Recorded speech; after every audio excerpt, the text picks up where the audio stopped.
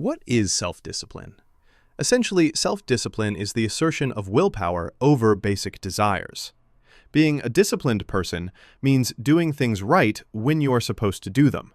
It means to keep the promises you make and to be committed to being true to yourself. In other words, it is a synonym of self-control.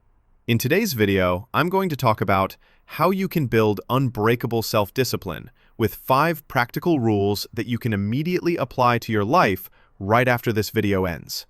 And these aren't just some quotes or snowflake tips that won't actually impact your life in any way.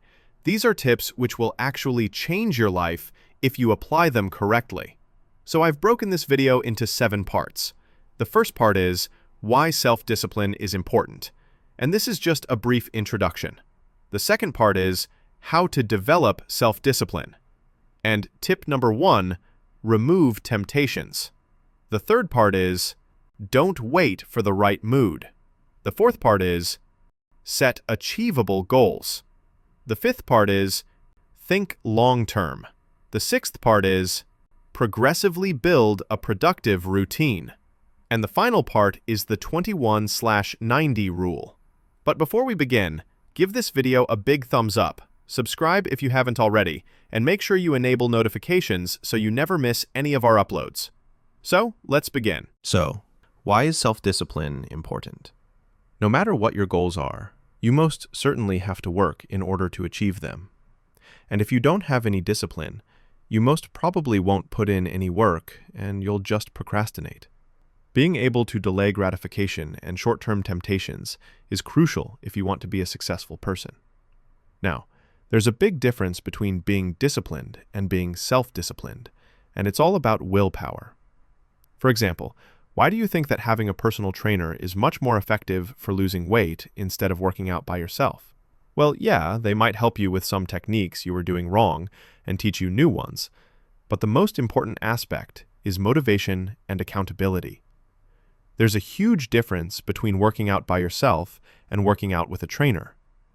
Trainers tell you what to do, what you're doing wrong, how to do it correctly, and gives you motivation.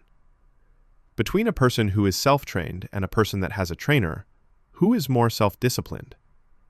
Obviously, the one who does everything by himself, right? This is because nobody is telling him what to do and when to do it. The only person that is holding him accountable is himself, while the other person has a trainer that follows him every step of the way. Being self-disciplined means that you will show up, do the work, and do it as you promised you would. It also means to have good habits, and it's important for behavior change interventions because habitual behaviors are elicited automatically and are therefore likely to be maintained. You might recognize that you are not self-disciplined. Fortunately for you, this is a skill. It means that you can learn and master it even if you're starting from zero. In this video, I'm going to show you how to discipline yourself so that you can reach your goals faster and live a healthier life. Let's get into it right now. Rule number 1, remove temptations. The first logical step is to remove everything that is keeping you from doing what you are supposed to do. You see, our brain is built to avoid all kinds of struggle, pain, or effort. So, between working and watching Netflix, we tend to choose Netflix over working because it's easier and it's an instant pleasure. It all becomes a lot easier if you have nothing else to do than work. In this case, you could cancel your subscription to Netflix. This can be applied to a variety of things. Are you tempted to go check your Instagram feed? Uninstall Instagram altogether. Now, this might sound a little drastic, and I get that. So here's another thing that you could do without uninstalling all your social media apps and throwing away your TV. Make procrastinating inconvenient. If you work from home and you work from a desk that is 3 feet away from your couch, it's very easy for you to get distracted, take a short break, and spend the rest of the day consuming useless snacks while watching useless stuff. Sounds familiar? If, however, you are working from your local public library, it's a lot harder for you to procrastinate since you are in a quiet place with little to no distraction, and you don't have your fridge on the left nor your couch on the right to distract you. This way, if you really want to take one of those short breaks on the couch, you'd have to travel all the way back home to get to it, and that's inconvenient. Rule number 2. Don't wait for the right mood. Be honest here. Did you ever postpone work because you didn't feel like it? We all have. And I'm going to tell you a little secret here. You will probably never feel like it. And even if you do, you'll get started with the work and then you'll stop after 10 minutes because you won't be in the right mood anymore. As I said before, our brain is not built for productivity. Quite the contrary. It was built for instant gratification. So you shouldn't wait for the right moment. You should do it anyway. Here's a suggestion that will help you. The 3 seconds rule. It's very simple. Whenever you are not doing what you are supposed to, count to 3 and then do it. Don't think about it. Don't worry. Just do it. Do you have to get up and study? 1, 2, 3, and you're doing it. Do you have to get out of bed? 1, 2, 3, it's done. The key here is to not think about it. So don't say it slowly, just execute instantly. Are you learning something new? Are you ready to improve your life by implementing discipline? Tell us what you think in the comments down below. Your opinion is really important. Rule number 3. Properly set, achievable goals. Goal setting is also a skill that will help you get things done faster. You have to be realistically ambitious when setting goals. One thing that a famous entrepreneur always says is, if you know exactly the steps to reach your goal, the goal's too small. Studies for goal setting and task performance state that specific and challenging goals lead to higher performance than easy goals, do your best goals, or no goals. Goal setting is most likely to improve task performance when the goals are specific and sufficiently challenging. So even if you won't actually achieve it, you'll always be more productive. A good goal is an achievable goal that isn't too small. Otherwise, it will feel like you're wasting your potential. It should also have a deadline. A good deadline will help you be more efficient and effective, especially if you make yourself accountable. A few years ago, a friend of mine was working on a music video. This was a very complex project for him, and took him a very long time to put everything together. He was both the director and editor of the video. He had been working on it for a few weeks, and then he realized that he was going absolutely nowhere, and so he decided to challenge himself. That day, he announced to all his fans that the video will be ready and released in just a few weeks. That meant a lot of work in a very short period of time. A few weeks later, after a few late nights, he successfully finished and published the finished music video in time. So the takeaway is, when people hold you accountable, you are more likely to get that thing done. Rule number 4. Think long-term.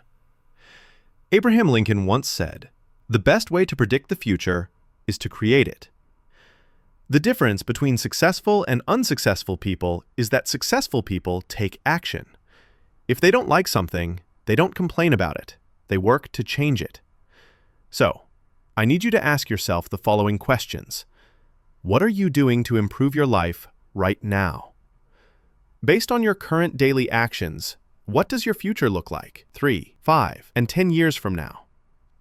As soon as you print this in your mind, you understand that everything you do today will have a massive influence on the person you'll become tomorrow. And this is the best way to motivate yourself to do what you're supposed to do, even if you quote-unquote don't feel like it. Rule number 5. Progressively build a productive routine. Start small. You won't change overnight. A few years ago, when I got serious about my health and started exercising, which meant going to the gym and jogging, I initially hated it. It was hard, tiring, and sometimes painful. After the first 3 days, I seriously wanted to quit, but something in me told me to keep going, so I persevered.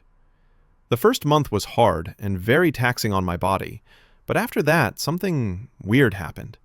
I wasn't expecting it, but I actually started enjoying exercising and going to the gym. I looked forward to it, and I also started to notice that my days were becoming more productive and I was getting a lot more done. I had more energy, and I was also starting to look much better. So, big results take time to achieve, but with small, consistent actions, you can achieve them. A great way to get you started is you should wake up at the same time every single day, and have a precise plan on what the day looks like. As soon as you wake up, make your bed.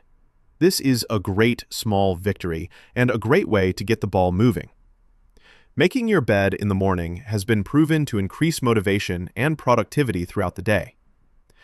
The 21-90 rule. This well-known rule states that it takes about 21 days to form a habit, 66 days to ingrain a habit, and 90 days to form a lifestyle. This means that if you commit to doing something daily for 21 days straight, it will most likely start to become a habit. However, if you keep at it for 66 days, it will absolutely become a habit. And if you keep doing the same thing for 90 days, it will become a lifestyle and part of your routine. That thing might be anything that changes your routine and improves your life. For example, you might want to meditate as soon as you wake up, have a cold shower every morning, or work out for 30 minutes every day. But does this rule actually work? A study published in 2009 and conducted by Philippa Lilly shows that things aren't that simple. In this research, 96 volunteers tried forming a new habit, and it took them anything from 18 to 254 days. These results are pretty confusing. So how long does it take? It all depends on you. Ideally, it won't take you longer than 30 days, but many factors come into play.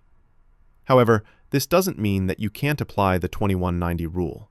It only means that you shouldn't take it as absolute truth and just keep on doing the thing every single day. Remember to exercise willpower by doing things that you don't want to do every single day. Success is a process, not an event, and only hard work and discipline will take you there. And that's it for today's video. If you learned something, give it a like and share this video with a friend or two who could use the advice. With that said, thanks for watching, and I'll see you in the next one.